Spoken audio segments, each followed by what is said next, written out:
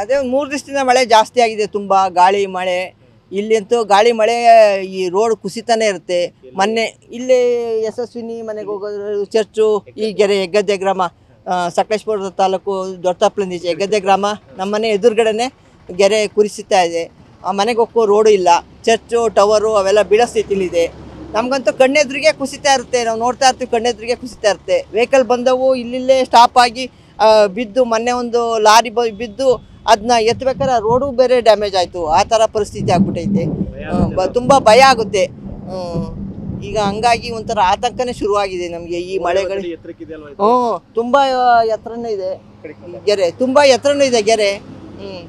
ಒಂಥರ ಭಯಾನಕರ ಆಗುತ್ತೆ. ಈಗ ನೋಡ್ತಿರೋಂಗ್ಲೇ ಈ ಕುಸಿತು, ನಾವು ನೋಡ್ತಾ ಇರ್ಬೇಕಾದ್ರೆ ಈಗಲೇ ಕುಸಿತು.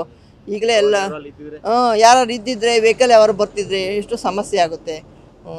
ಇದನ್ನು ಕಾಮಗಾರಿನೆಲ್ಲ ನೋಡಿ ಸ್ವಲ್ಪ ಕಳಪೆ ಕಾಮಗಾರಿನ ಇದು ಮಾಡಿ ಸ್ವಲ್ಪ ಒಳ್ಳೆ ಕಾಮಗಾರಿ ಮಾಡಬೇಕು. ರಾಷ್ಟ್ರೀಯ ಹೆದ್ದಾರಿ ಅದರಿಂದ ಭಾರಿ ಜನಗಳಿಗೆ, ವಾಹನಗಳಿಗೆ ಭಾಳ ತೊಂದರೆ ಆಗುತ್ತೆ.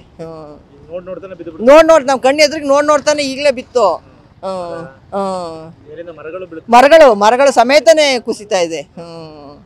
ಭಾರಿ ಹೆದರಿಕೆನೇ ಆಗುತ್ತೆ. ಅದೇ ಒಂಚೂರು ಹೆಚ್ಚು ಕಡಿಮೆ ಆದರೆ ಮೊನ್ನೆ ಹಾಗೆ ಒಂದು ಲಾರಿ ನಿಲ್ಲಿಸಿ ಹಾಕೊಂಡಿತ್ತು.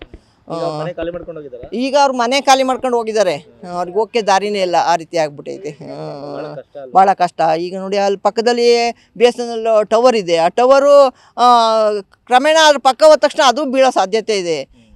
ಇದರಿಂದ ಭಾಳ ತೊಂದರೆ ಆಗುತ್ತೆ. ಮಳೆ ಇನ್ನೂ ಆರಂಭ, ಇನ್ನೂ ಒಂದು ವಾರನೂ ಆಗಿಲ್ಲ ಮಳೆ ಸ್ಟಾರ್ಟ್ ಆಗಿ. ಭಾಳ ಭಯ ಆಗುತ್ತೆ. ಇನ್ನೂ ಮಳೆ ತುಂಬ ಇದೆ. ಆವಾಗ ಇನ್ನೇನು ಭಾರಿ ತುಂಬ ಎಲ್ಲ ಬ್ಲಾಕ್ ಆಗೋ ಸಾಧ್ಯತೆ ಇದೆ. ನನ್ನ ಹೆಸರು ರೋಹಿಣಾಕ್ಷಿ ಅಂತೇಳಿ.